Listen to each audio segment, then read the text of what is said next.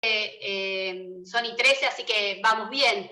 Quería saber, que me cuenten, a ver qué habían visto de sucesiones. Les hago una aclaración. Estoy con mis hijos atrás, así que si escuchan los gritos, no me manden al 102, porque en cualquier momento pueden aparecer por atrás. Me pongo la pantalla para que no se vean. Pero bueno, vení, saludá y andate, vení. Vení, ahí, subí. Ahí está, saludá. ¿Beso? Bueno, dejar a mamá dar clase, ¿sí? Bien. Bueno, así que se escuchan que golpeo la pared porque están en el cuarto de al lado para que no griten tanto. Quizás no lo escuchan ustedes, pero yo sí escucho los movimientos de la casa con los colchones que están haciendo. El tema es el siguiente. Sé que empezaron con sucesiones, ¿sí? Y lo que quiero ver, más que nada, ver si empiezo por ahí con el tema de la capacidad para suceder, o en su caso voy a un puntito, una bolilla que había quedado, que creo que le quedó a Mariela. Empezaron a ver lo que es el derecho sucesorio. Voy a abrir por ahí para acá, espérenme. Santi, allá, al cuarto acá. Bueno, ahora te doy de comer. Esperen. Ahí voy. Compartir. Ahí está. Porque en todo caso, ¿ahí lo ven?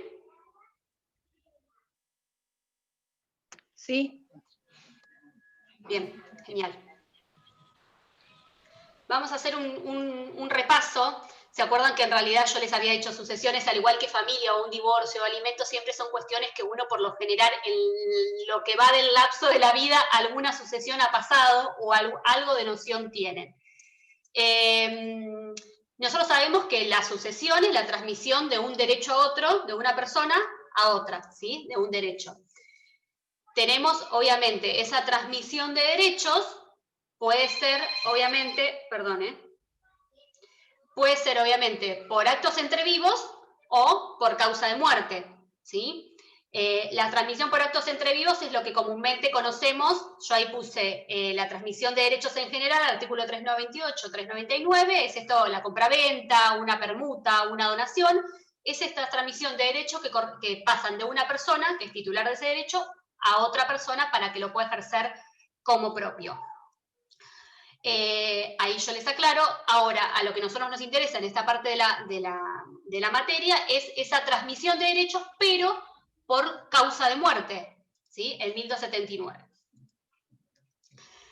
Ahí yo les ponía por actos entre vivos, por causa de muerte. Yo creo que esto por ahí ya vieron un poco, pero para hacer un poco de introducción, ustedes párenme si por ahí van repetido algo.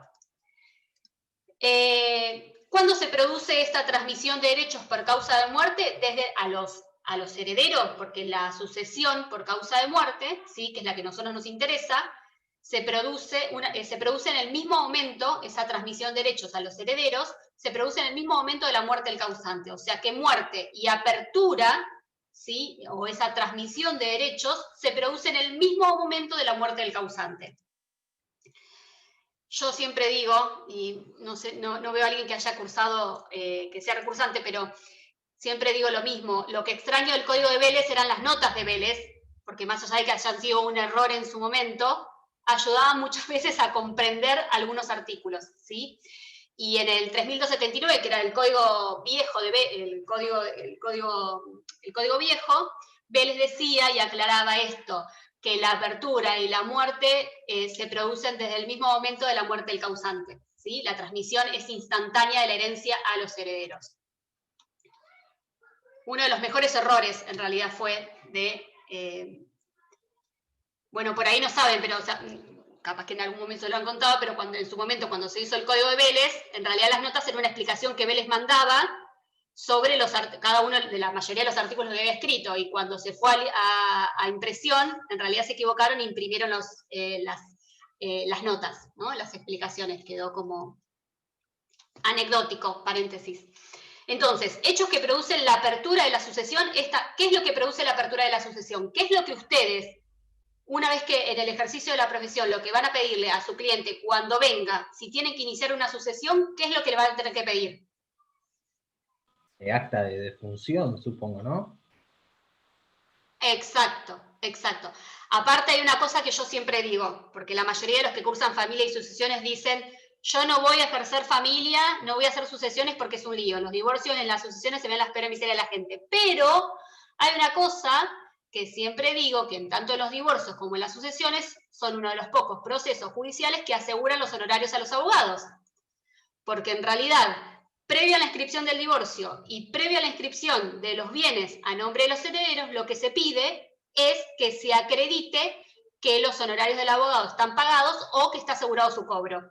¿Sí? Así que lo primero que van a agarrar, creo, va a ser un sucesorio o un divorcio cuando se reciban. Y está bueno que lo sepan. Entonces, ¿qué es lo primero que voy a pedir? Obviamente es el certificado de función, que es lo que acredita la muerte, ¿sí? Y me habilita a mí a iniciar el proceso sucesorio. Entonces, los hechos que producen la apertura de la sucesión es la muerte de la persona. ¿Qué pido? El certificado de función. Ahora, supongamos que no tengo un certificado de función, porque lo que hay una muerte presunta, ¿sí? En ese caso, no tengo el certificado de función, lo que voy a pedirle al cliente, ¿sí? Es la sentencia de la ausencia, que dice la fecha de ausencia con presunción de fallecimiento, ¿sí? La fecha exacta que se presume de muerte. ¿Qué otra de las cosas? ¿Alguno alguna vez pasó por una sucesión o algo que tenga conocimiento? ¿No? Bueno, suerte, entonces. Pero otra de las cosas que le pedimos al cliente, en realidad, cuando viene, es no solamente la constancia que acredite la muerte del causante, sino además, ¿qué cosa? Yo vengo y digo, quiero hacer la sucesión de mi esposo, porque falleció. Bueno, tráigame el certificado de función. ¿Qué más le voy a pedir como abogado? El certificado de matrimonio. Exacto. ¿Para qué sirve el certificado? Valeria, ¿no? Sí. ¿Para qué sirve el certificado de matrimonio? Y para acreditar el vínculo. Exacto. Las personas que tengan que acreditar el vínculo con el causante, porque no olvidemos cuál es el objeto del sucesorio, es la transmisión de todos esos derechos que correspondían al muerto a las personas que lo sobreviven, en este caso a los herederos. ¿Sí? Entonces, el certificado de matrimonio me va a acreditar el vínculo con esta persona, con la legitimada, en este caso la esposa, que quiere iniciar el sucesorio. Si otra de las cosas que uno va a tener que investigar, porque muchas veces vienen y te dicen, no, estábamos casados, estábamos juntos hace 30 años, y en realidad la convivencia, la unión convivencial no da derechos sucesorios, ¿sí? Porque esta es otra de las cosas, pero hace 20 años no. Si no estoy casado, no hay derechos sucesorios, ¿sí? Entonces tenemos muerte real, 23, bueno, los artículos 93, 94, 96, y la muerte presuntiva, que en ese caso lo que voy a necesitar es la declaración judicial de muerte, ¿sí? Y la fecha que establece la muerte. En el caso de la muerte real, la partida de función, que es lo que me acredita el hecho fáctico que provoca la apertura del sucesorio. Estas las dos diferencias, porque muchas veces dicen, bueno, listo, entonces sí, la muerte de la persona causa la transmisión de los derechos a los herederos del mismo momento de la muerte del causante, entonces desde ese mismo momento yo voy a poder disponer de los bienes. Sí, la verdad es que es cierto que desde el mismo momento de la muerte del causante, el heredero, ¿sí?, puede disponer de los bienes. El tema es que en aquellos bienes que son registrables, por más que yo sea heredero forzoso, sea, por ejemplo, el único hijo que tiene, la persona que murió, si es un auto, lo más probable que no pueda hacerme de ese auto sin haber iniciado ¿qué? El proceso sucesorio, ¿sí? Por eso la diferenciación entre apertura de la sucesión, que es en el mismo momento de pleno derecho desde la muerte del causante, y otro es la apertura del juicio sucesorio, que es posterior y es cuando los herederos van e inician el proceso, ¿sí? Los herederos o quien tenga o legitimados. ¿Me siguen? Estoy con delay. Sí. Bien. Fuentes, ¿cómo es ese llamamiento? ¿Sí? Ese llamamiento, ¿sí? El llamamiento que hace la ley a los posibles herederos, ¿sí? Puede ser, en realidad es, el llamamiento a la sucesión puede ser por testamento o por ley. Acuérdense que ahora con el código, ahora ya 2015, con el código nuevo, nosotros teníamos antes, por testamento, teníamos 3 formas. El testamento hológrafo, que era el de puño y letra del causante, el testamento por acto público, que era el que hacemos por escritura pública con escribano, y existía también el testamento cerrado, que era el de puño y letra que se ponía en un sobre. El cerrado, se eliminó en realidad, y quedó solamente el testamento hológrafo o el testamento por acto público. El testamento obviamente es un instrumento donde se expresa la voluntad del causante, ¿sí?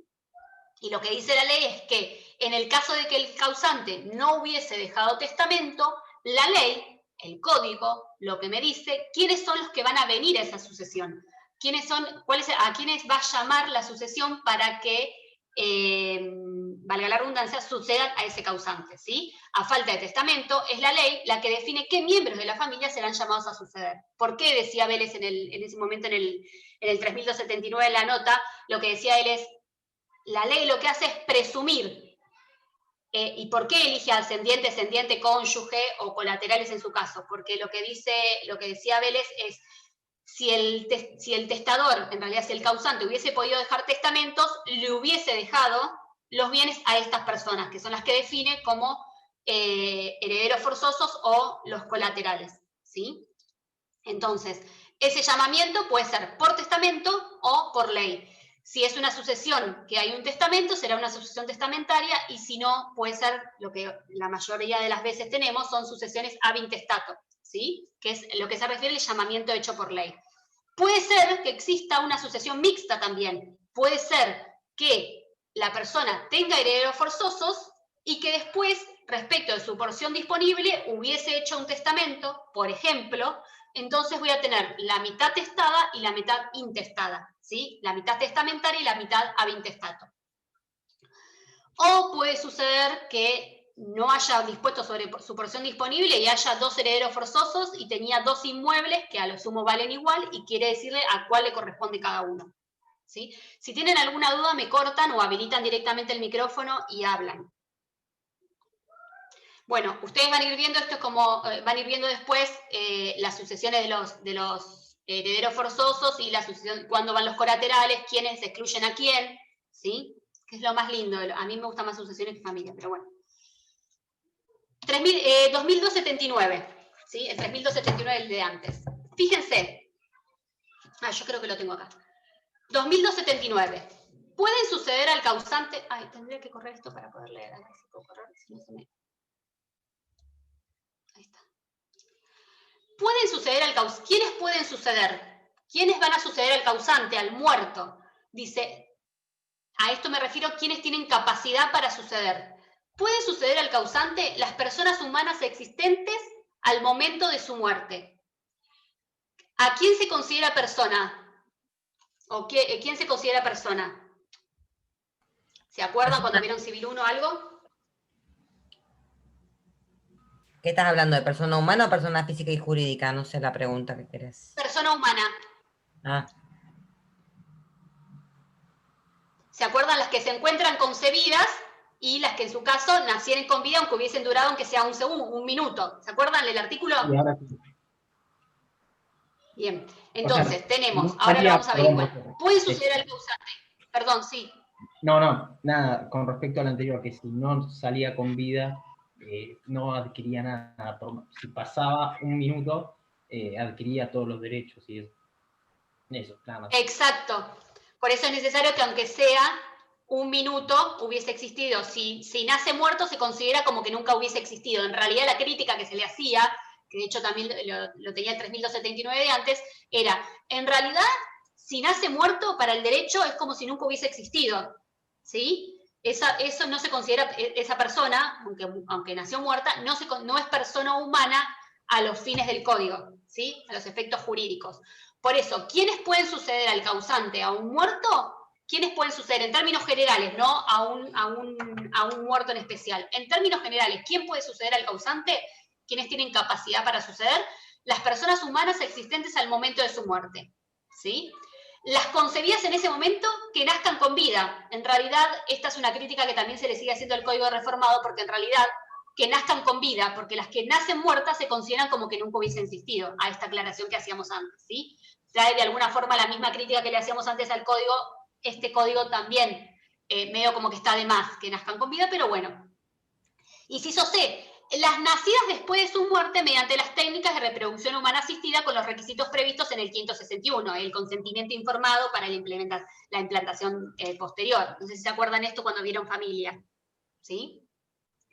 Entonces, las personas humanas existentes al momento de la muerte del causante, las concebidas al momento de la muerte del causante, pero que nazcan con vida, ¿sí?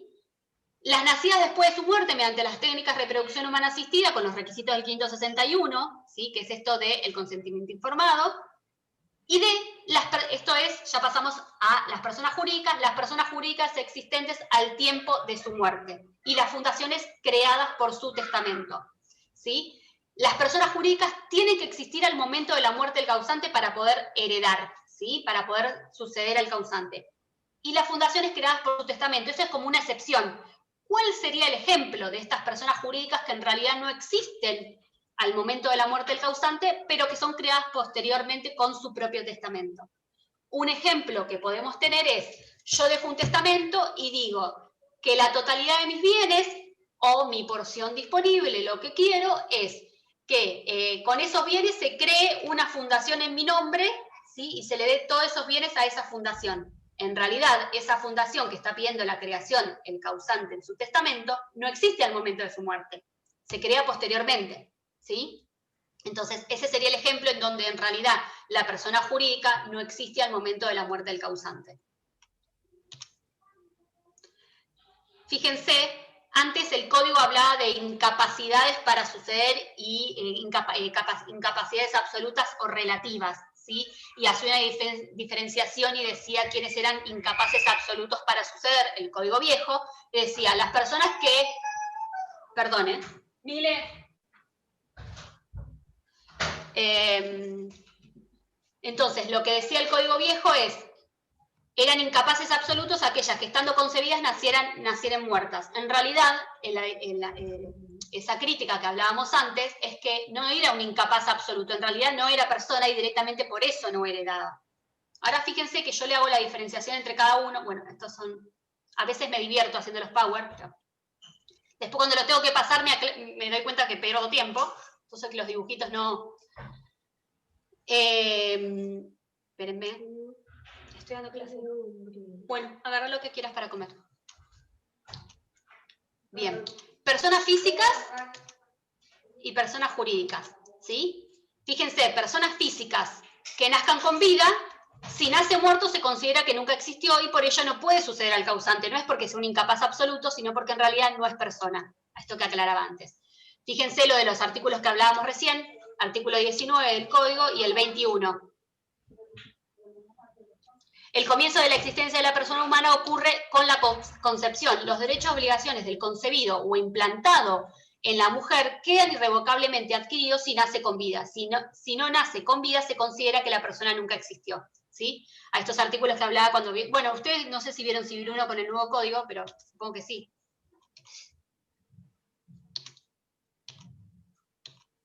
El que no ha sido concebido al momento de la muerte del causante no existe y por eso no puede sucederle. ¿Sí? No porque sea un incapaz absoluto. O sea que cualquier persona que exista al momento de la muerte de un causante tiene capacidad para suceder. Hay que distinguir siempre entre la capacidad, que creo que en el programa está, una cosa es la capacidad para suceder, ¿sí? Y otra cosa muy distinta es la vocación sucesoria. La vocación sucesoria es el llamamiento que hace la ley a los posibles herederos respecto de una persona determinada. Estoy dando clase, chicos. Bueno, silencio. Bien. Entonces, persona jurídica, condición, que existan al momento de la muerte del causante. Excepción, aquella fundación que no existe al momento del fallecimiento, pero que se crea posteriormente como consecuencia de una disposición testamentaria expresa realizada por el causante en su testamento. Lo que yo acababa de decir recién. Y otra cosa, vocación sucesoria, ese es el llamamiento hecho por la ley o por la voluntad del causante a una persona para que reciba una herencia determinada. Entonces, capacidad para suceder, 2279, y la vocación sucesoria es el llamamiento a la sucesión de una herencia determinada. Fíjense, capacidad para suceder, vocación sucesoria, diferencia entre una y otra. Acá yo les doy la diferencia entre uno y otro, esa capacidad para suceder que es general, una persona existe y por lo tanto tiene capacidad para suceder a cualquiera. En cambio, la vocación sucesoria es específica para una sucesión particular. Es respecto a una persona determinada cuando cuente con un llamamiento hecho por la ley o por el causante en su testamento. ¿Cuáles son esas fuentes de la vocación sucesoria? Voluntad del causante, esto que hablábamos antes, la sucesión testamentaria o el llamamiento a intestato o el llamamiento que hace la ley a los posibles herederos, los miembros de la familia. Condición para que una persona pueda tener vocación sucesoria. ¿Cómo tengo yo vocación sucesoria? ¿Cómo es ese llamamiento que me hacen a una sucesión determinada? Entonces, es lo mismo del 2279. La persona física o jurídica... Sí. La persona física o jurídica debe existir al tiempo del fallecimiento, salvo excepción. Esto que hablamos antes de las técnicas de reproducción humana asistida. El llamamiento debe subsistir cuando la sucesión se abre. Por ejemplo, puede haber un llamamiento testamentario anterior, pero a la fecha del fallecimiento había sido revocado. Porque acuérdense, ustedes lo van a ver cuando vean sucesión testamentaria, todo testamento posterior revoca el anterior. Ese es como el principio. Yo hoy puedo hacer un testamento, mañana me levanto y hago otro testamento, y pasado hago otro testamento. A ver, en principio van a valer todos los testamentos, ¿sí? Santi, ¿me esperan un segundo? Un segundo. Vas para allá, por favor.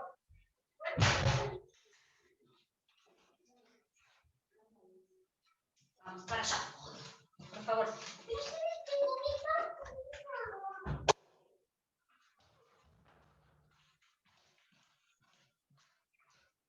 Bien, perdón.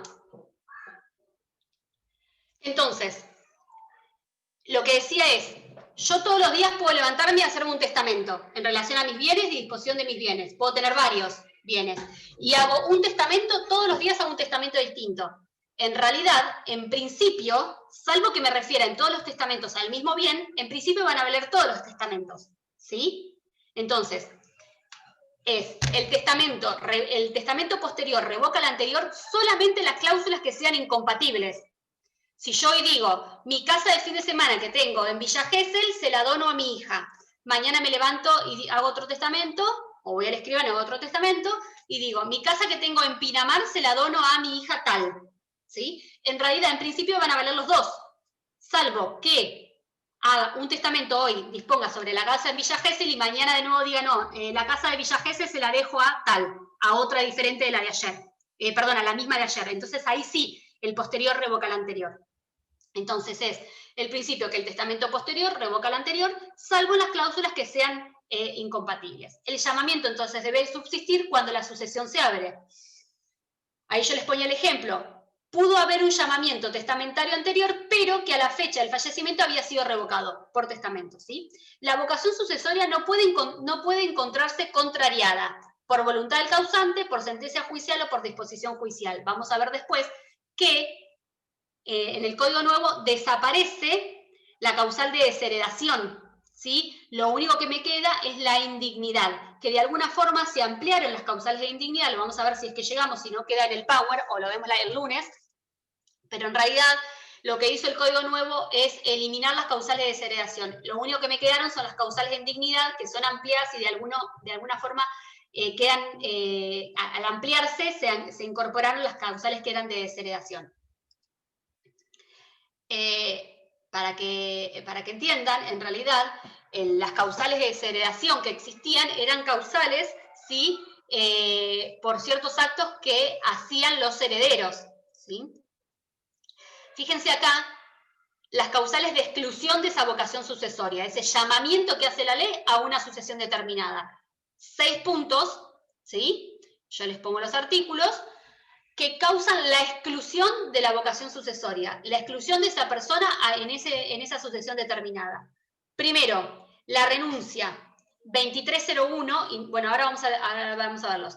La renuncia, el matrimonio in extremis, este matrimonio que se celebró poco tiempo antes del fallecimiento del causante, que en realidad lo que se intenta con el matrimonio in extremis, y por eso causa la vocación sucesoria, es evitar la posible captación de la herencia, ¿sí? ¿Se acuerdan ese caso que había, bueno, que era el chico este jovencito que se iba a casar con la señora mayor que tenía mucha plata, que había salido en la tele, en todos lados? Bueno, ese era, en principio, ¿sí?, lo que se intentaba evitar, o por eso es que más allá de lo anecdótico y de que había salido en la tele, en realidad era esto, evitar esto del matrimonio in extremis, ¿sí?, la captación de la herencia. Después, la separación de hecho, obviamente, también causa la exclusión de la vocación sucesoria. Después, el divorcio, por supuesto que también, ¿sí? Y la decisión judicial que pone fin a la convivencia 2437 también causa la exclusión, ¿sí? Y la indignidad, que es lo que vamos a ver, que vamos a tener varias causales de indignidad. Primero, dijimos, una de las causales de exclusión de la vocación sucesoria es la renuncia a la herencia. Dice, cuando el heredero manifiesta de una manera expresa su voluntad de no recibir la herencia, ¿sí? La renuncia expresa de la herencia causa la exclusión de la vocación sucesoria. Yo no quiero recibir, no me presento, o directamente hago una renuncia por escritura pública. Se considera como si el renunciante nunca hubiese sido llamado a la herencia. Si yo tengo $10.000 y eran 2 personas, ¿sí?, a esa persona se la considera como que nunca se presentó en el sucesorio, por lo tanto, esos $10.000 que tengo va a quedar para el otro, ¿sí? Acrecienta, aumenta la porción del otro heredero. Matrimonio in extremis, esto que yo les adelantaba, la sucesión del cónyuge 2436. La sucesión del cónyuge no tiene lugar si el causante muere dentro de los 30 días de contraído el matrimonio a consecuencia de enfermedad existente en el momento de la celebración. Conocida por el supártite, por el que se queda, tiene que haber sido conocida. Excepto que el matrimonio sea precedido de una unión convivencial. ¿Cuál es el ejemplo claro? Vivimos durante 20 años juntos y estaba enfermo y queremos regularizar esa situación, porque además, obviamente, regularizar esa situación significa que lo va a heredar. Entonces, si venía de una convivencia anterior, ese matrimonio sí va a ser válido, ¿sí? No va a quedar excluido de la vocación sucesoria el cónyuge supérstite. ¿Me siguen? Bien. Entonces, se presume que se celebró el matrimonio solo con la intención de heredar. Esto es en el caso de que de que se casen solamente para heredar.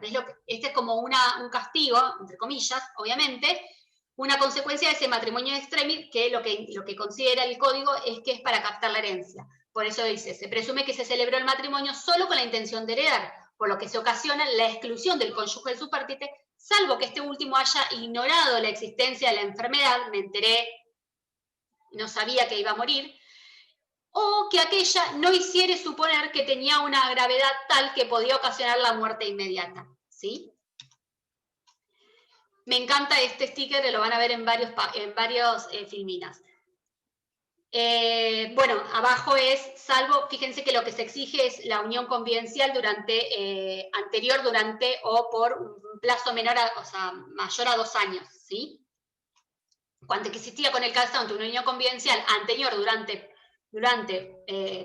o por 2 años menos atrás, ¿sí?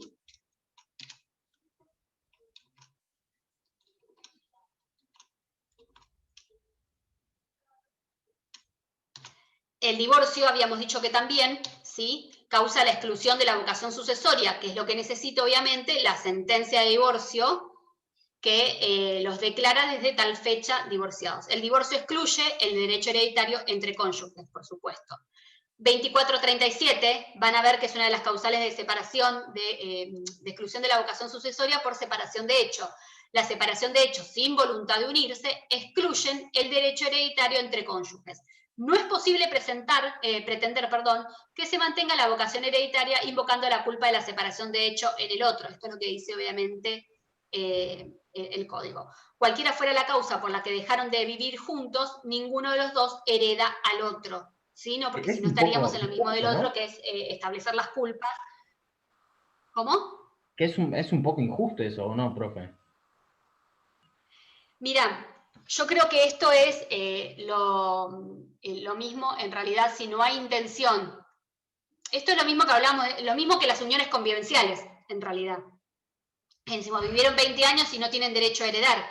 En realidad hay una cuestión que no tienen ganas, no tienen voluntad, como dice el código, de tenerse como marido y mujer, y obviamente se produce la separación de hecho.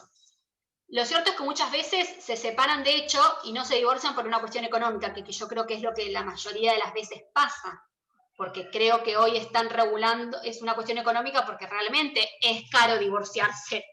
Yo creo que me parece que están regulando alrededor de 30.000 pesos mínimo un divorcio. Entonces, muchas veces queda esa situación, la separación de hecho, lamentablemente, causa la pérdida de la vocación sucesoria. Ojo, muchas veces pasa que hace 20 años que están juntos, que están separados, perdón, y además el vivir en convivencia con otro también causa la pérdida de la vocación sucesoria. Bueno, yo ponía a ellos qué pasaba con ellos que están separados de hecho, porque en realidad, no sé si ahora se habían vuelto a casar, pero se acuerdan que ellos estaban viviendo en casas separadas. Pero bueno, en realidad la diferencia con ellos, que no hablan de esta pareja, ¿no? En doctrina, cuando se cuenta, pero la diferencia de ellos, en realidad, es que si bien ellos viven en casas separadas y hay una separación de hecho, ¿sí? En realidad hay intención de tenerse como marido y mujer. O sea que viven en casas separadas por una decisión familiar o de pareja, pero la intención de tenerse como marido y mujer continúa. No sé si ahora igual volvieron a vivir juntos, ¿eh? Ahora que ella está en el, ¿cómo se llama? En MasterChef, y él está en el Cantando. Decisión judicial que pone fin a la convivencia. ¿Se acuerdan el 2437 cuando vieron la decisión judicial de cualquier tipo que implique cese de la convivencia, excluye el derecho hereditario entre cónyuges? ¿Sí? ¿Se acuerdan que uno puede pedir la sentencia, la decisión judicial, una sentencia judicial que ponga fin a la convivencia? En ese caso también, como no hay voluntad de tenerse como marido y mujer, ¿sí? Entonces hace que se excluya de la vocación sucesoria. Y la última, que es la que más nos importa en realidad, la que por ahí tiene más causales, es la indignidad. Fíjense, esto que yo adelantaba antes, es la exclusión de la herencia decretada contra un heredero o legatario por una sentencia judicial en virtud de una causa legal. ¿Qué es lo primero que me marca esto?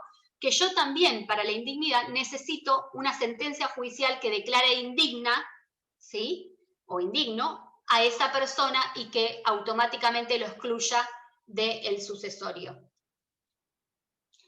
Dice, resulta una causa que impide mantener la herencia a la cual el heredero había sido llamado por ley o por testamento. ¿Sí? Puede ser decretada tanto respecto de un heredero como de un legatario. ¿Cuál es el fundamento? Es el reproche por determinados actos, ¿sí? Que efectuó el heredero o el legatario y que ofenden la moral, ¿sí? O la integridad del causante. Es el reproche por determinadas conductas vinculadas de algún modo al causante, a juicio del legislador, porque ahora vamos a ver cuáles son las causales, que resultan disvaliosas y que vistas objetivamente representan agresiones o producen un menoscabo a la integridad, al honor, a la salud o a las afecciones, a la memoria del causante. Yo no me acuerdo qué famoso era, pero hace ya unos cuantos años había salido, capaz que alguno se acuerda, cuando tenía tiempo de mirar Intrusos, había salido una nota en Intrusos donde se había publicado las fotos de un famoso, no me acuerdo cuál era, en sus últimas horas en el hospital cuando estaba muerto, o sea, antes de morir y en la camilla, y la verdad que eran bastante, ofendían por ahí la memoria o la salud, la memoria en realidad del causante, y por esos motivos después en algún momento se había pedido la exclusión de la vocación sucesoria por indignidad, ¿sí? Después había también, no me acuerdo, en otro, donde después de fallecido habían dicho que la persona, que este famoso era homosexual, en realidad, y no era conocido, ¿sí? Quizás podría ser algo que se hablaba, pero no era algo que era conocido, y también se había pedido la exclusión de la vocación sucesoria. Y algo parecido, me parece, había pasado con Ford también.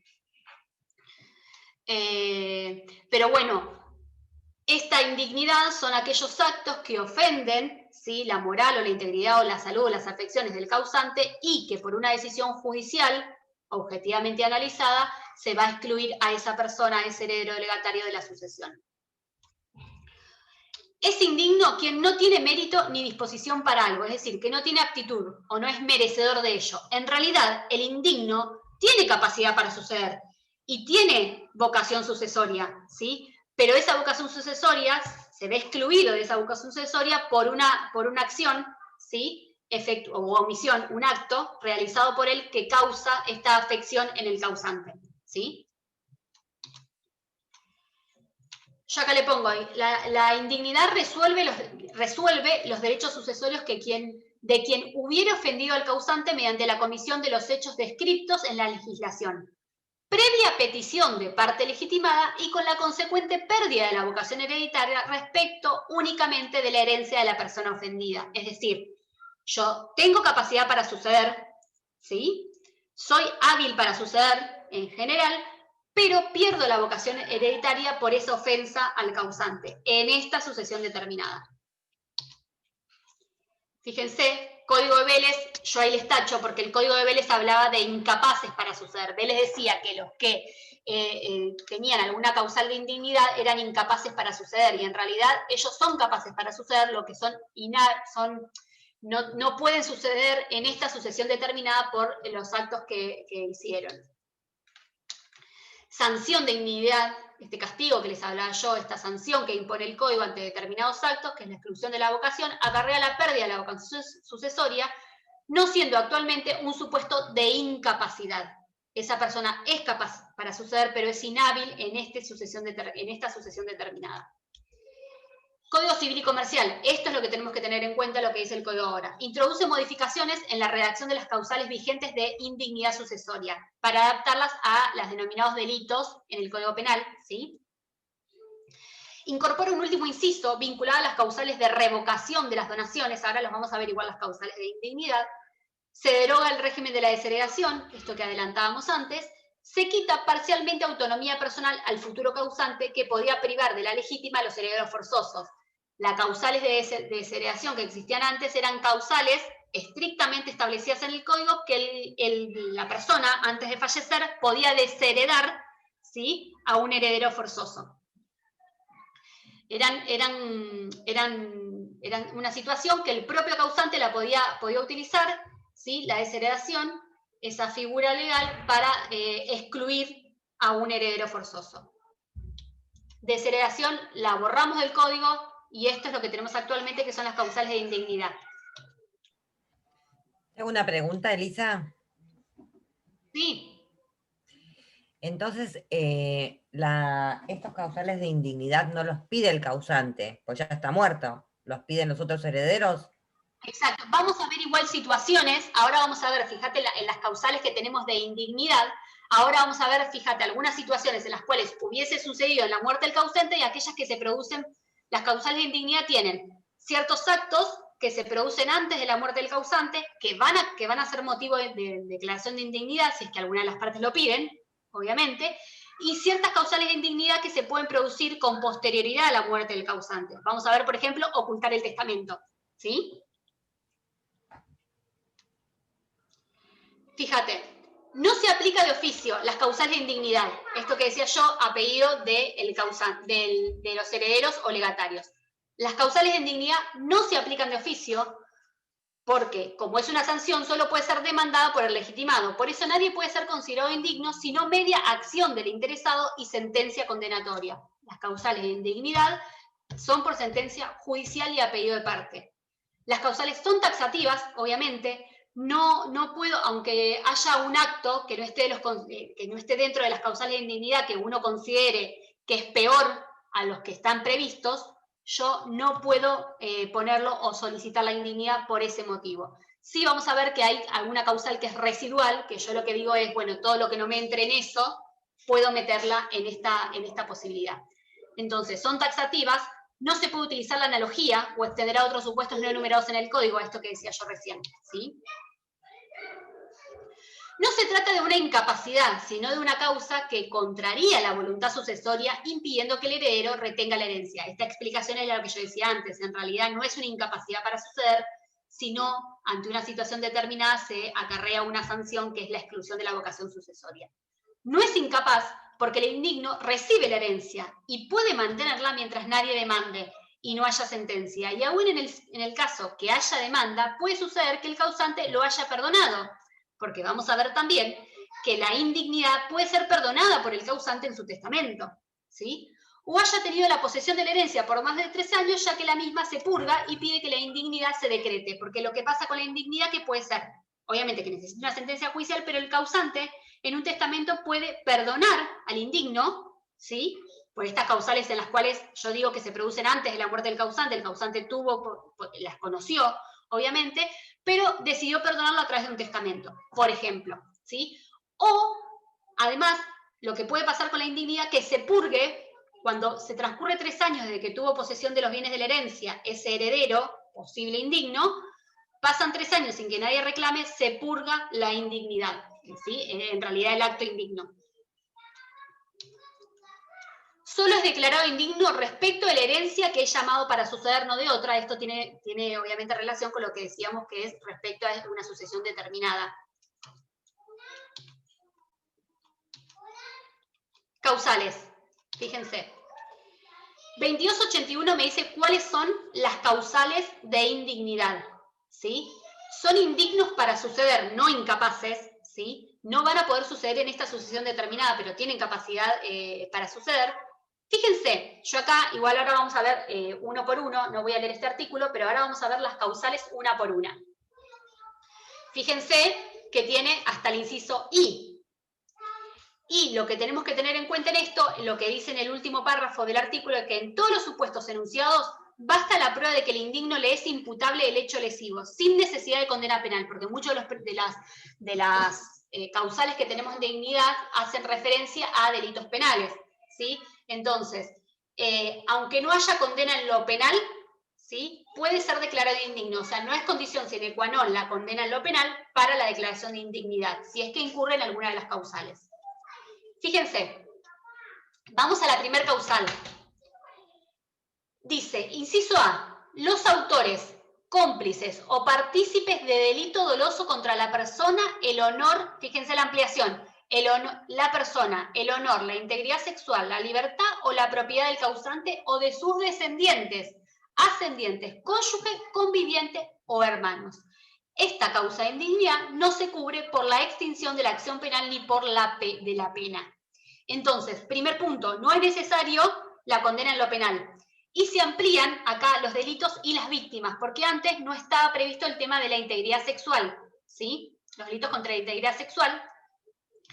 Y acá lo que se incluye, que antes, en cuanto a víctimas, que antes no estaba, era el conviviente y los hermanos, ¿sí? Fíjense, entonces, cuando es autor, cómplice o partícipe de un delito doloso contra la persona, el honor, la integridad sexual, la libertad o la propiedad del causante. Pero además, todos esos delitos respecto de sus descendientes, del causante, ascendiente del causante, cónyuge del causante, conviviente o hermano. Fíjense acá, yo les pongo una jurisprudencia relacionada. Dice, un hombre que mató a sabiendas a su cónyuge, a sus hijas y a su suegra, y que fue condenado a la pena de reclusión perpetua por este delito, debe ser declarado indigno para sucederlas. Yo creo que le estoy leyendo esto y creo que ya se acuerdan, o, bueno, no sé, Mariano sos joven, pero creo que esta causa, no veo las caras de los otros, pero esta causa es bastante conocida. ¿De Barreda estás hablando, profe? De Barreda. De Barreda, exacto. Barreda fue muy conocido. Bueno, fíjense, la exclusión de la herencia es un claro ejemplo de este inciso. ¿Se acuerdan que mató? ¿Se acuerdan? Alicia, te vas a acordar también. De hecho, ¿se acuerdan que había estudiado abogacía Barreda desde la cárcel? No solo eso, sino que se volvió a casar. Sí, bueno, yo les voy a contar algo. No sé si estamos grabando, si dejaron grabando, pero no importa. Yo estudié en La Plata y en ese momento mi hermana estudió medicina, obviamente, nada que ver, pero el novio de ella el novio de mi hermana vivía al lado de la casa de la que era la novia de Barreda, ¿sí? Que no me acuerdo cómo se llamaba. Bueno, y solíamos ponernos en la ventana del departamento a charlar con la novia de Barreda en su momento. Obviamente que siempre, nosotros en su momento desconocíamos toda la situación, pero bueno, me quedó bastante grabado todas las anécdotas anécdotas entre comillas de ella, ¿no? Que contaba en relación a su pareja. En este caso, fíjense que en la sucesión, Barreda, más allá de que se presenta, es excluido de esa sucesión. ¿Por qué? Por esta causal de indignidad. Porque, obviamente, la muerte, el homicidio es un delito doloso, no solamente contra su cónyuge, ¿sí? Sí, contra el cónyuge, obviamente, sino ascendientes y descendientes. Mató a las hijas, a la esposa, a la suegra, ¿sí? A todos. Entonces, ese es un claro ejemplo, ¿sí? De una causal de exclusión de la vocación sucesoria. Seguimos. Ese por ahí, no sé si trae mayor análisis porque es bastante claro. Lo único importante es que quizás, a diferencia de lo que pasaba con el Código Viejo, se incluyeron otros delitos, como el delito de la integridad sexual, ¿sí? Que antes no estaba incluido, y el tema de los que quedan dentro de las víctimas de ese acto que provoca la exclusión de la vocación sucesoria, que agrega al conviviente a los hermanos, porque también esto era un tema bastante criticado por la doctrina en el Código Viejo, la no inclusión del conviviente o de los hermanos. Inciso B, los que hayan, esta es la que yo digo que es una causal residual, porque van a ver que todo lo que yo no puedo ponerlo en los otros incisos, de alguna forma puedo ponerlo o incorporarlo en esta causal y por eso lograr la exclusión de la vocación sucesoria. Fíjense qué amplia, más allá de que las causales son taxativas, me dice el código, esta causal es una causal bastante residual, ¿sí? Los que hayan maltratado gravemente al causante u ofendido gravemente su memoria, ¿sí? El heredero ha inferido un maltrato grave de palabra o hechos que menoscaben la indignidad. Este maltrato puede materializarse por acciones u omisiones, ¿sí? Hacer o dejar de hacer, o no hacer. No solamente es hacer algo, sino a veces dejar de hacer algo. C. Ahora vamos a ver, igual vamos a volver después con esa causal, pero esta es una causal residual. Todo aquel que haya ofendido la moral, ¿sí? Gravemente la memoria del causante puede ser declarado indigno. Acuérdense que igualmente todo esto es apellido de parte, nunca de oficio, ¿sí?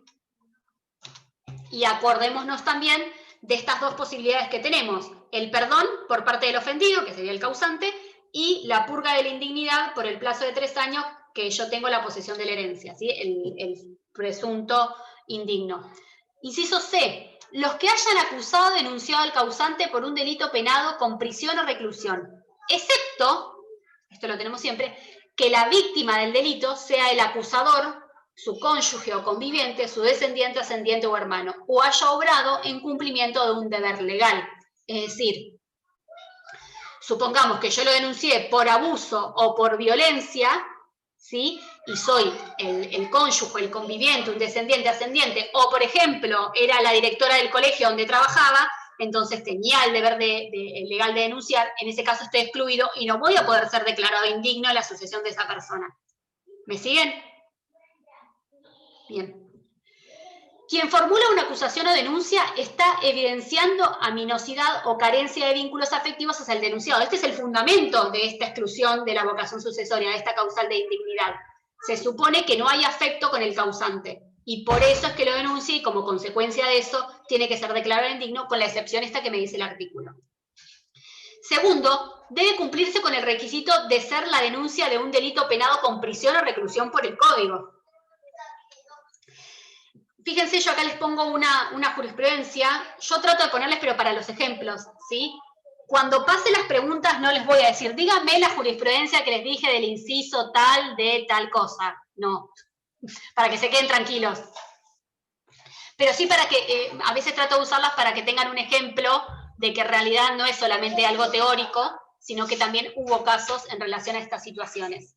No es muy común, igual, y lo reconozco. Estoy dando clase. Hermosa. Mostrar a los chicos, vení, porque si no, vamos a mostrar algo. Estamos vestidas, ¿listo? Ahí, saludad. Listo. Ahora mamá tiene que dar clase, vayan para allá. Sigan. Bueno, anda para allá. Bien. Entonces, fíjense, la pretensa heredera no puede ser excluida de la herencia por indignidad de quien era su cónyuge, dado que, si bien formuló una denuncia penal contra el causante, lo cierto es que ésta tenía el deber legal de hacerlo, por cuanto las denunciantes del hecho del abuso sexual eran sus propias hijas. Este es el ejemplo que yo les daba antes. Estoy denunciando al papá de mis hijas, ¿sí? Porque abusó de ellas. Sí, dice, perdón, me quedé.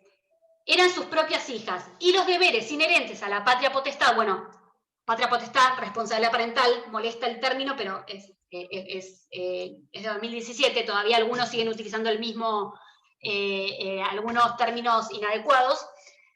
Los deberes inherentes a la responsabilidad parental le imponían el deber de denunciarlo, ¿sí? Sin advertir una conducta maliciosa o temerosa. Por lo tanto, entonces, esta no es excluida de la vocación sucesoria del padre de sus hijas. Bien. Inciso D. ¿Alguna pregunta hasta ahora? No tienen mucha dificultad, pero para que vayan viendo. Bien. No. D. Los que omitan, fíjense esta, los que omiten la denuncia de la muerte dolosa del causante dentro de un mes de ocurrida, excepto que antes de ese término la justicia proceda en razón de otra denuncia o de oficio.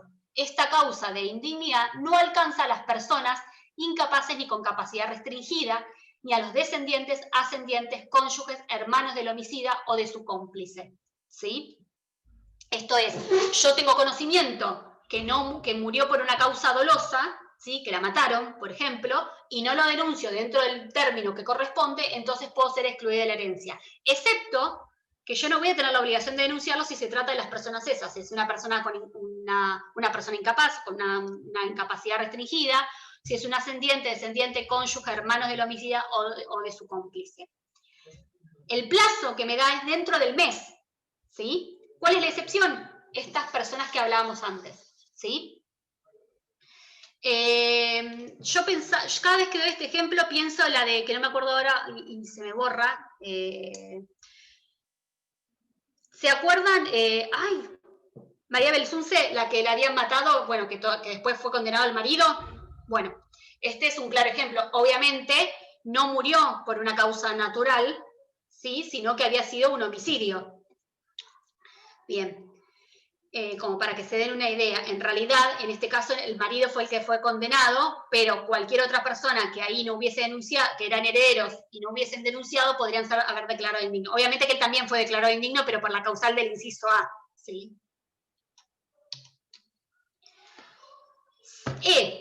Fíjense, otra de las causales de indignidad, dice el artículo, van a ser declarados indignos los parientes o el cónyuge que no hayan suministrado al causante los alimentos debidos, o no lo hayan recogido en establecimiento adecuado si no podía valerse por sí mismo. Son dos acá tenemos, en realidad. Primero, el que no le suministró, porque acá es como que junta a dos de los incisos que teníamos antes, en realidad. Por una parte es el que no le prestó alimentos cuando debía hacerlo, y el otro es el que no lo colocó en un lugar o en un establecimiento, si esto es otro supuesto que está en el mismo inciso, que no lo colocó en un establecimiento cuando debería haberlo hecho, ¿sí?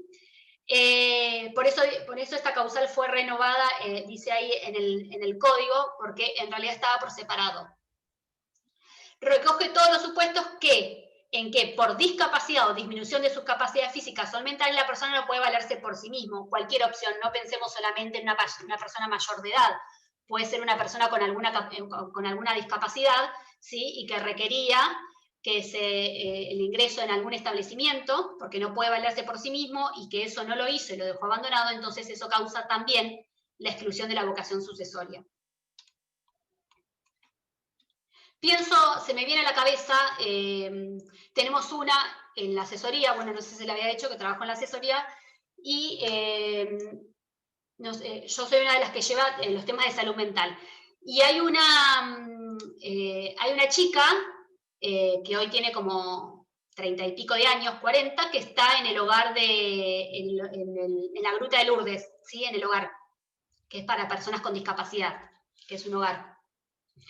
Y esa chica la dejaron en la puerta, no me acuerdo si había sido la hermana, obviamente yo no trabajaba en ese momento, la habían dejado en la puerta del hogar. Eso típico de que uno por ahí lo ve en las películas, pero bueno, el hermano, no me acuerdo quién, lo dejaron en la puerta del hogar y dijeron que no se podían hacer cargo, ¿sí? Hoy son los curadores y son los apoyos, pero viven en Buenos Aires, y le mandan, obviamente administran su plata, le mandan todo lo que necesiten, pero ellos lo colocaron, no podían hacerse cargo, no querían, eso es algo, comentario aparte, pero lo que hicieron es colocarlo en un establecimiento porque no podía valerse por sí misma, ¿sí? Y va a quedar ahí por siempre, lo más probable.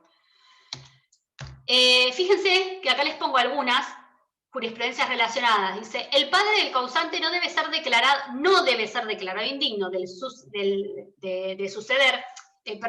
Esta es, como decía, este inciso da dos casos. Primero el tema del que no prestó alimentos, que ahí se abre todo un debate y por eso les pongo la jurisprudencia, y otro es el que no lo colocó en un establecimiento cuando no podía valerse por sí mismo al causante.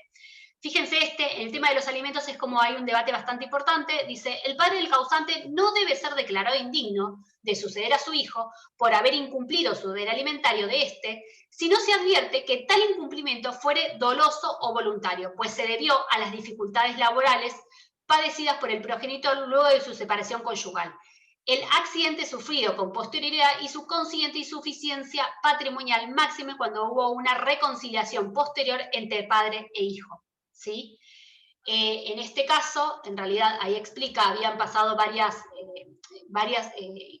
había incumplimientos por parte del padre, pero no plasmados en el expediente, sino en realidad de la historia. Y después un perdón, fíjense, el perdón por parte del hijo, ¿sí? Y por eso es que el padre no puede ser excluido de la vocación sucesoria de su hijo. Había motivos que fundamentaban la no exclusión de la vocación sucesoria. Después dice, otro precedente, es improcedente el recurso de apelación deducido por el progenitor del causante, el padre, contra la sentencia que lo declaró indigno de sucederlo como consecuencia del incumplimiento de los deberes alimentarios inherentes a la responsabilidad parental. En tanto, basó su queja en que dicha causal de indignidad no procedería si el hijo era mayor de edad, mientras que el fundamento del decisorio impugnado se centró en la falta de asistencia prestada durante la menoridad. En realidad lo que dice acá se funda en la falta de incumplimiento de la obligación alimentaria cuando era menor, ¿sí? Y no cuando era mayor. Y la otra jurisprudencia es, corresponde declarar al hijo de la causante indigno de suceder en virtud del artículo 3295, pues se encuentra acreditado el estado de demencia senil y económicamente penoso de su progenitora. Fíjense este es bastante interesante, porque la verdad es que no se suele plantear mucho las causales de indignidad, no se suele solicitar la exclusión de la vocación sucesoria, esto que les iba a decir antes cuando vinieron los nenes a pedir comida, es que en el ejercicio, antes de entrar a la asesoría, yo hacía familia y sucesiones nada más.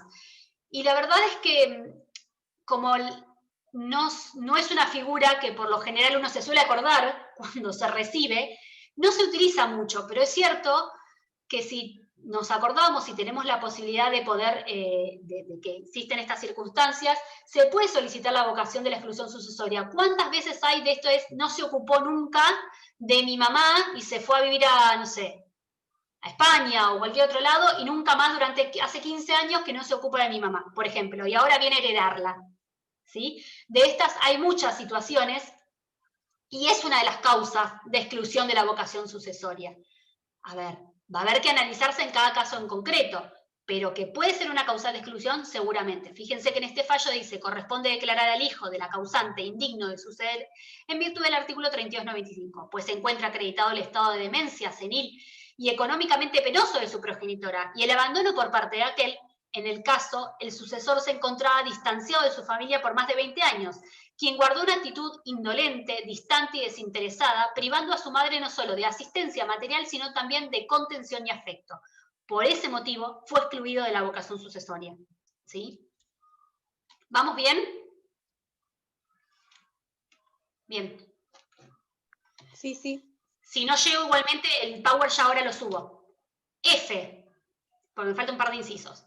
F, el padre extramatrimonial que no haya reconocido, fíjense voluntariamente al causante durante su menor edad.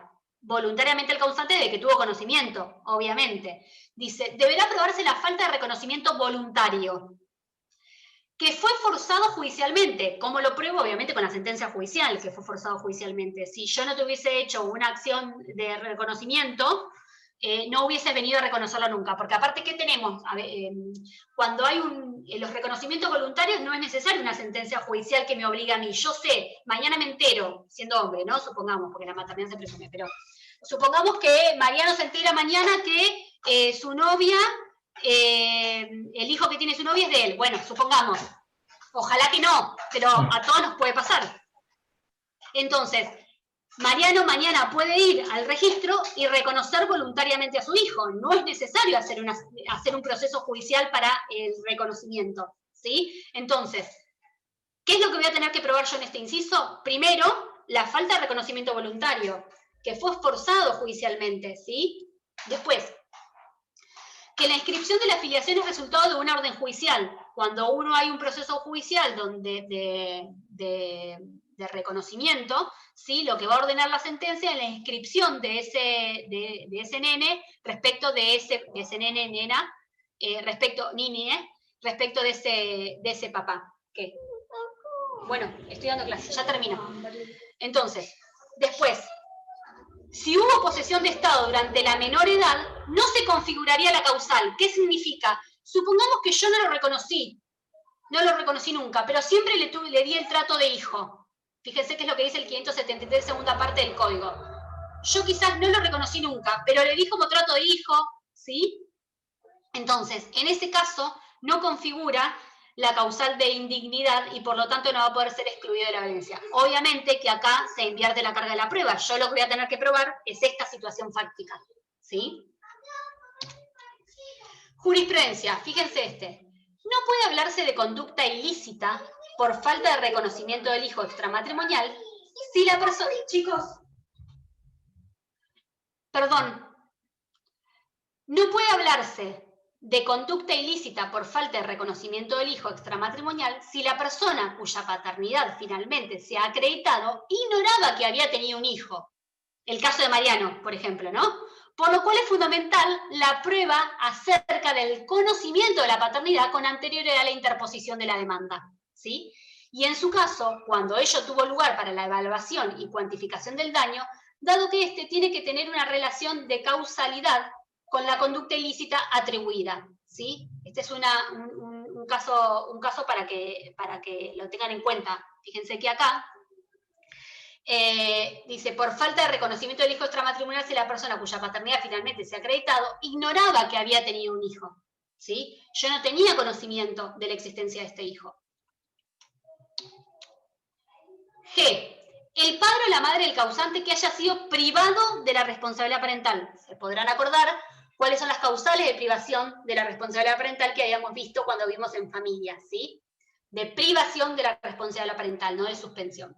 Dice, las causales de privación de la responsabilidad parental son las enunciadas, bueno, ahí puse mal las, enunciadas en el artículo 700 y 700 bis. ¿Se acuerdan que el 700 bis había sido una incorporación del Código Nuevo? Profe. La condena penal firme, perdón, sí. Una pregunta, en el caso de la exclusión, que te acordás que vos le habías dado que sí. No había reproche por causales subjetivas. Exacto. ¿No me da derecho a heredar?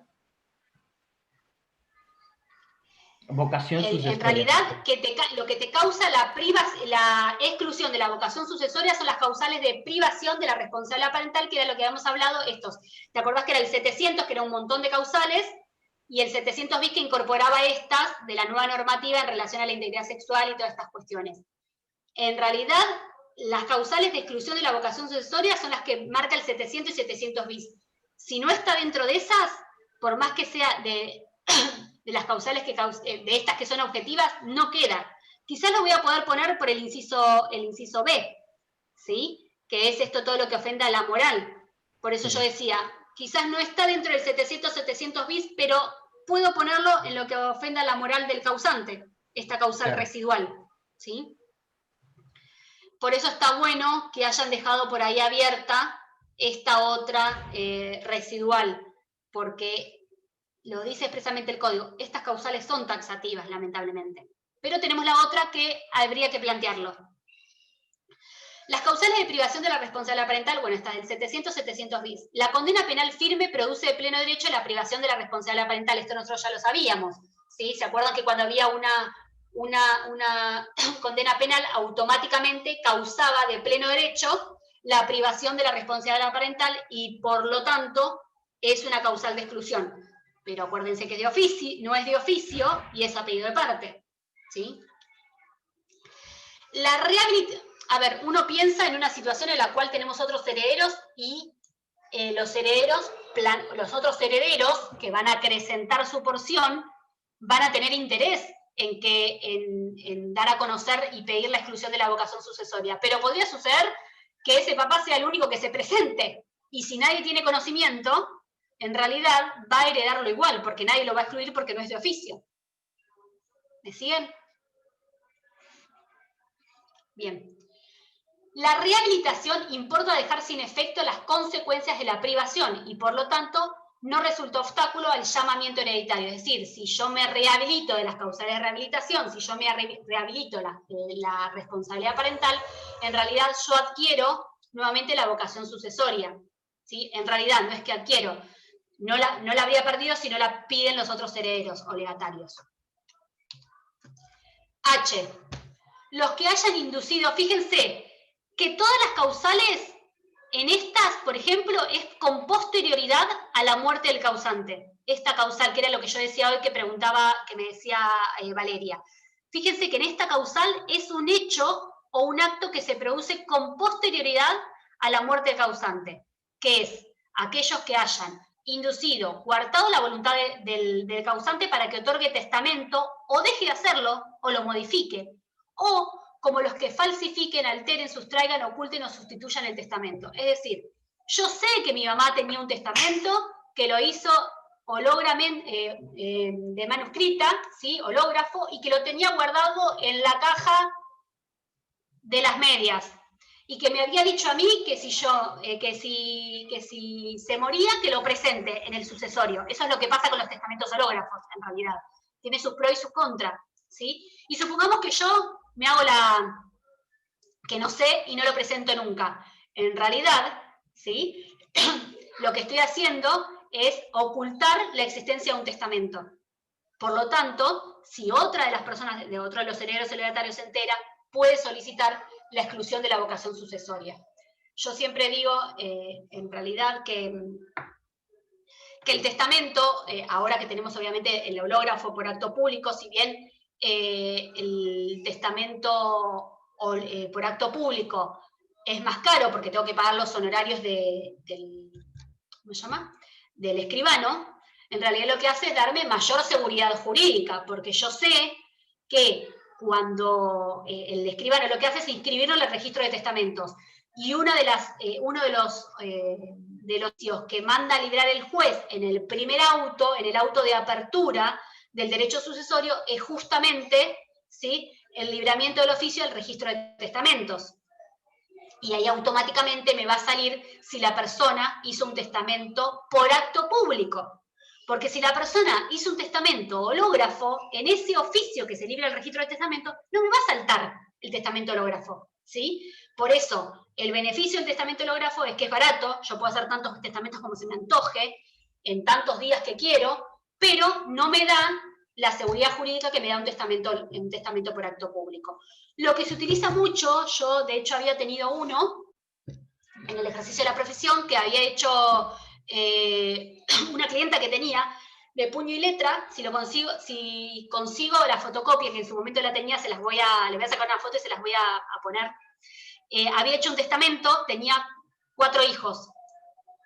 Antes de fallecer, obviamente, lógico, viene a la oficina y me dice que en realidad ella tenía una casa y quería beneficiar mayoritariamente a una de sus hijas, que era la que obviamente la había asistido en los últimos años, y que de hecho había estado viviendo en Europa unos años y se había vuelto para cuidarla a ella en los últimos años, y que obviamente, y los otros hijos no vivían en Mar del Plata, y quería beneficiar con alguna porción de sus bienes, de este bien en realidad en particular, que era la casa, a esta hija, ¿sí?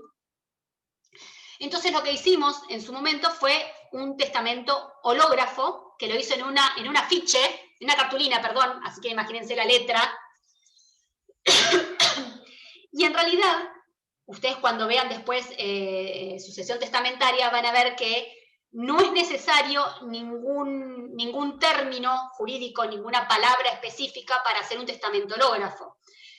Esta señora lo que había puesto en su testamento era que quería dejar, yo le había explicado que ella tenía una porción de la herencia, ¿sí? Ella tenía herederos forzosos, en realidad, a los cuales no podía privar de la herencia, además tampoco que tenía causales de indignidad, tenía contacto con sus hijos, pero no era tan asiduo como el que tenía con esta hija. Y que tenía una porción de la herencia, que era lo que se llamaba la porción disponible, que ella podía o dárselo a un tercero, ajeno a los herederos forzosos, o podía mejorar la porción que le correspondía a uno de los herederos forzosos, ¿sí? Y en este caso ella quería mejorar la porción de esta hija. Entonces ella en su cartulina, porque podría haber elegido una hoja de un cuaderno, pero eligió una cartulina, decía que quería me acuerdo las palabras, porque era cortito, porque era una línea, quiero dejar mi porción disponible a mi hija Susana, decía ella. Finalmente, obviamente, la sucesión se abrió, y se abrió como sucesión testamentaria, ¿sí? Pero en ese caso, lo que habíamos acordado, en realidad, que yo como su abogada iba a ser la depositaria de ese testamento, ¿sí? Lo iba a tener yo, y cuando ella fallezca, en realidad, se iba a presentar ese testamento. En realidad, cuando ella falleció, vino la hija, obviamente, esta hija que también tenía conocimiento, los otros no tenían conocimiento de la existencia de este testamento, y presentamos el testamento en esa sucesión. Obviamente que una de las cosas, por eso estos son también cuestiones que uno como abogado puede aconsejar y también se pueden hacer. Sí, ¿me querías preguntar algo, Alicia? No, doctora, no. Bien. Estas son las alternativas que tenemos también. Le estaríamos sacando un poco de trabajo a los escribanos, perdón si alguno tiene algún escribano amigo o familiar, pero también es una forma de asegurar la posibilidad de que puedan hacer este testamento hológrafo, que no tiene gastos, obviamente, como puede llegar a tener un testamento por acto público, y de alguna forma ser nosotros los abogados los depositarios hace que se asegure esa presentación después en la respectiva sucesión. Entonces, en este caso, para que tengan en cuenta, lo único que se requiere en un testamento hológrafo es que sea de puño y letra de la persona, ¿sí? Y la fecha y la firma, ¿sí? Son los únicos requisitos que se exigen para un testamento hológrafo. La fecha, que lo que va a determinar es la capacidad que tenía esa persona cuando hizo el testamento, ¿sí? Y la firma. Después, obviamente, van a ver en el proceso, en el capítulo de sucesión testamentaria, que en el proceso de la sucesión, en el trámite del proceso sucesorio, lo que se hace es llamar a dos testigos que acrediten que esa firma y esa letra es de la causante, ¿sí? Nosotros lo que habíamos presentado, para acreditar que después era la firma de esa persona, y la letra, era un libro de recetas que ella tenía donde copiaba sus recetas de cocina, y que acreditaban que esa era la letra de ella, y después, como testigos, había venido una amiga de ella que vivía en otra localidad, que no me acuerdo de dónde era, y que se solían, para que acredite que la letra era de ella, de la causante, y que se solían intercambiar cartas, en realidad, y ella podía reconocer que esa letra de ese testamento era la de su amiga, ¿sí? Y después me acuerdo que creo que habíamos presentado también una médica de ella, que era la amiga, también que acreditaba que ella le mandaba las recetas para que hiciera, y también acreditó que era la letra de ella. Pero bueno, en el proceso, cuando vean sucesión testamentaria, van a ver cómo es el procedimiento de una sucesión, donde hay un testamento o en parte un testamento. porque fíjense que en realidad ella tenía herederos forzosos y lo que hizo es, su porción disponible, a través de un testamento, mejoró la porción que le correspondía a su hija.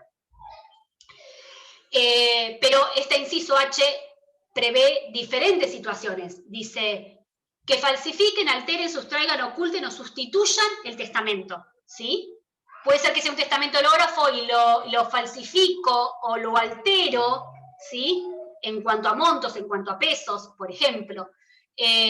O que no le dejen testar, o lo obliguen para que teste de determinada manera, ¿sí? Lo típico que vemos por ahí en las novelas, que lo obligan a hacer un testamento beneficiando a determinada persona. Los que hayan incurrido, el último inciso, los que hayan incurrido en las demás causales de ingratitud que permiten revocar las donaciones. El 1579 me dice cuáles son las causales de revocación de las donaciones, ¿sí? Fíjense, yo se las pongo, así no se van, a ese artículo. Dice, si el donatario atenta contra la vida, fíjense que acá me amplía, también tengo como alguna causal, también una causal media residual esta del inciso I, porque dice, los que hayan incurrido en las demás causales de ingratitud que permiten revocar las donaciones. ¿Qué es lo que permite revocar las donaciones? En 1571. Y me dice, ¿cómo puedo revocar la donación? Si el donatario atenta contra la vida de la persona del donante, si injuria gravemente a las mismas personas o las afecta en su honor, también es una causal de indignidad. Si las priva injustificadamente de bienes que integran su patrimonio, si rehúsa alimentos al donante. Fíjense que también acá tengo como una causal bastante amplia que me permite, en aquellas otras que no las tengo incluidas en los otros incisos, poder incorporarlas acá. Ya son 1:30, me estoy dando cuenta. Ay, Mariano, me acaba de escribir Silvia que recibió tu trabajo. Perfecto, buenísimo. Me quedo tranquilo ahora. Que Gracias. ahí lo acaba de recibir y que te respondió para que te quedes tranquilo. Perdón que ahí lo veo, lo vi recién. Bien. Fíjense esto. Basta la prueba de que el indigno le es imputable el hecho lesivo. No es necesaria la condena penal, que es lo que hablábamos antes. La prueba de la conducta observada por el indigno es suficiente para la declaración de indignidad. La prueba, por eso tengo que probarlo. Quien alegue tiene que probar. La extinción de la acción penal o de la pena no hace cesar los efectos de la ilicitud. ¿Sí? Esto es lo que decíamos. Porque quizás yo... perdón, vuelvo para atrás. Ahí. La extinción de la acción penal o de la pena no hace cesar los efectos de la ilicitud, porque igualmente puede ser una conducta que ofenda la moral, la integridad, la salud del causante, por más que se haya extinguido la acción penal. ¿Sí?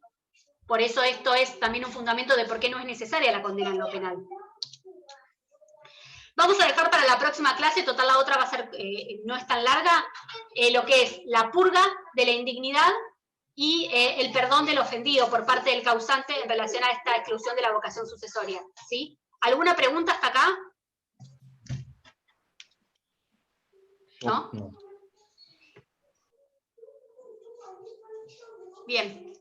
Bueno, voy a subirles igual, aunque queden un par de filminas de esta, les voy a subir esta si ya les queda para el lunes, ¿sí?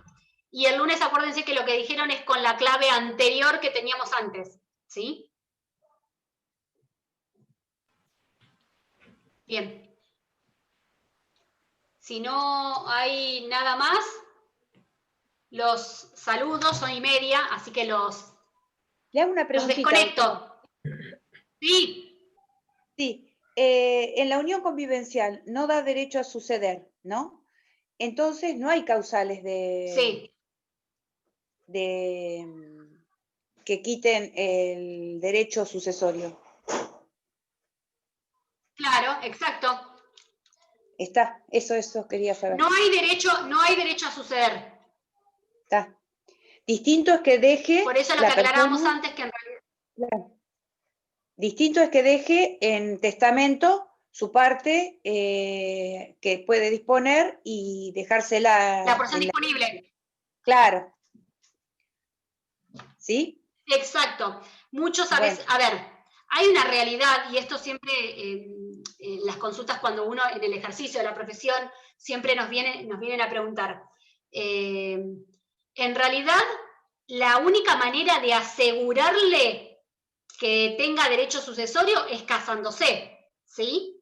Y esto que decíamos antes, para regularizar una situación, una unión convivencial que venía de años. La otra posibilidad es, sin perjuicio, aclaro esto del derecho a vivienda y la protección de la vivienda y todo esto que hablábamos, que lo vieron en familia, ¿no? Pero en cuanto a los bienes, en realidad, del conviviente, la otra opción que yo tengo es dejarle mi porción disponible. La porción disponible yo puedo utilizarla mejorando la porción que le corresponde a un heredero forzoso o dejándosela a un tercero, a un conviviente, a un vecino, a un amante o a un amigo o a quien se me antoje. Yo la porción disponible puedo utilizarla a quien quiera, ¿sí? Esa es otra de las opciones, otra de las posibilidades que en realidad a veces la gente no lo sabe y no la utiliza, ¿sí? Yo creo que lo he visto 3 veces en el ejercicio, incluso en la asesoría que también llevamos todo, me toca llevar todo lo que es sucesiones, donde haya menores o personas con algún proceso de determinación de capacidad. Nosotros como asesoría intervenimos en representación de ellos y tampoco hay muchas situaciones donde sean sucesiones testamentarias.